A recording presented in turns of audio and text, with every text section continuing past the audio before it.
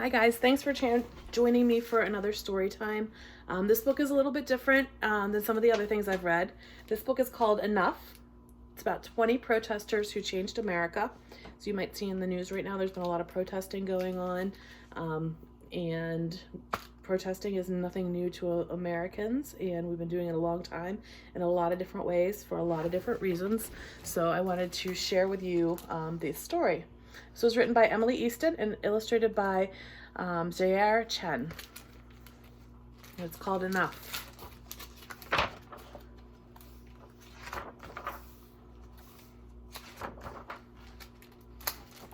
So Samuel threw a tea party.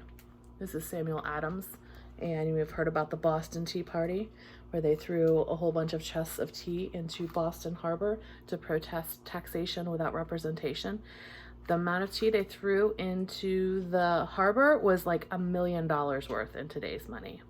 So this helped start the American Revolution. Harriet led the way. This is Harriet Tubman. She was a slave in Maryland. She was able to escape slavery, and then she began to be a conductor on the Underground Railroad. She led over 70 slaves to freedom. This was between 1850 and 1860.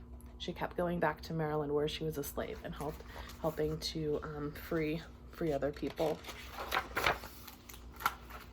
Susan cast her vote. This is Susan B. Anthony. I may have seen her on a coin, but here she is casting a vote, and these men don't look very happy because you know what? She was voting for the president, and this was 1872, and women were not allowed to vote. So she wanted to draw attention to women's rights, and she wanted to vote. She got arrested for this, and she was the first person in the United States to be arrested and put on trial for voting. She was found guilty, and she got fined, but she died before she could see women's ability to vote become legal. Rosa kept her seat. This is Rosa Parks on the bus. Pretty famous. You guys may have heard about her. 1955. She refused to give up her seat on the bus, and peaceful protest led to a lot of change. I think I skipped a page. Woody sang For You and Me. This is Woody Guthrie. He's a folk singer. As this land is your land, this land is my land. So he wanted to make sure everybody knew that the land belonged to everybody. And he saw the inequalities as he traveled throughout the country singing. And a quote from him, "It is a folk singer's job to comfort disturbed people and to disturb comfortable people." I like that quote a lot.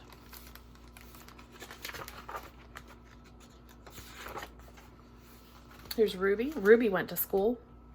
Ruby was in first grade, and she was the very first African-American to go to an all-white school. There were protests, there were people yelling and screaming. She had to have guards take her to school every day. Her family lost their jobs. Her teacher lost their job after the end of the school year. And this was back in 1960, not that long ago. Rachel wrote a book. This is Rachel Carson, and the book she's writing is called Silent Spring.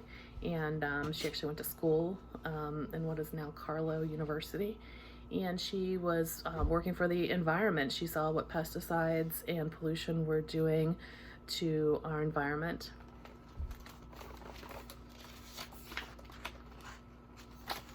There's Martin. Martin had a big dream, and you guys have probably all heard about him and heard about his march on Washington and to the Washington Monument. Cesar and Dolores said no grapes. So Cesar Chavez and Dolores Huerta, they created the National Farm Workers Association. So farm workers in California, they had very little rights. They didn't have bathrooms, they didn't have water, they didn't have medical care, no protection from pesticides. So they were able to help them organize into a union, and were able to get people to stop buying grapes until the union was able to come to an agreement with the growers so that the farm workers could get some rights and protections.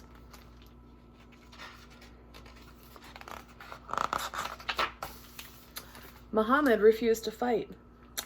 I ain't got no quarrel with them Viet Cong. So Muhammad Ali, he was a pacifist. He was against his beliefs to go and fight in the Vietnam War. He got into a lot of trouble for this. He was later exonerated, but very famous boxer and peaceful man. This is Tommy and John. Tommy and John raised their fists. So back in 1968 Summer Olympics, Tommy and John won the gold and the bronze for the United States. And when they went up on the podium to get their medals, they took their shoes off to bring attention to poverty. One wore beads, one wore a scarf around their neck to draw attention to the lynching of Black people in America. They borrowed gloves from the silver medalist and raised their fists, and people booed. And the next day, the Olympic Committee, they took away their medals and they were banned from the Olympic team. So peaceful protest, bad consequences.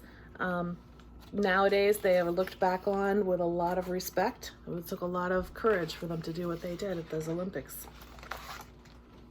John and Yoko stayed in bed. So John Lennon and Yoko Ono, they were pacifists. They're protesting the Vietnam War. And so on their honeymoon, they stayed in bed for 7 days, invited reporters to come in, and they talked all about peace, the peace process, and they made the song Give Peace a Chance. Gilbert sewed a rainbow. And this is Gilbert Baker. He called himself the gay Betsy Ross. He made the very first pride flag out in San Francisco, and he sewed it himself. It's changed a little bit. The first one had 8 hand-dyed colors. That's been simplified a little bit just because of cost. But he has a quote here: "We needed something beautiful, something from us. The rainbow is so perfect because it really fits our diversity in terms of race, gender, ages, all of those things." Jazz wore a dress. I'm so happy to finally be allowed to wear a beautiful princess gown like the other girls. You can see how happy she is there.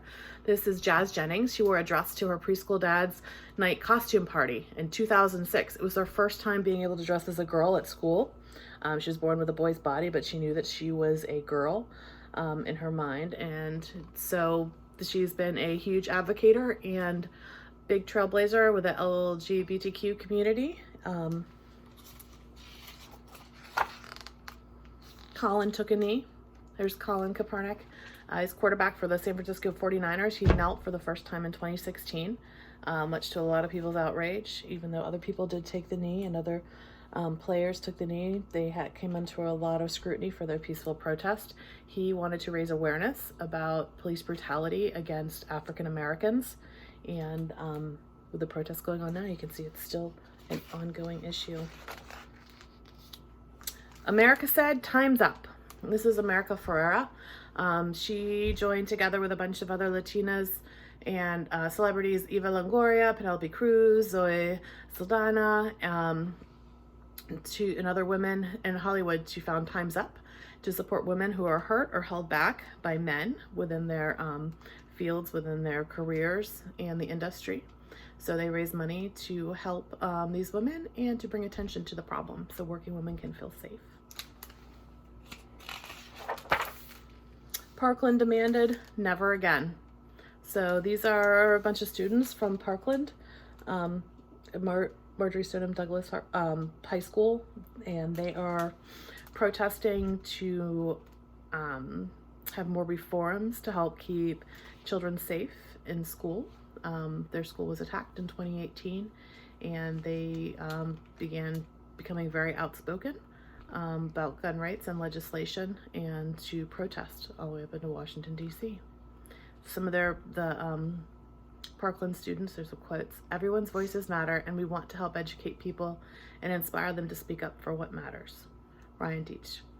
"Fight for your lives before it's someone else's job." Emma Gonzalez.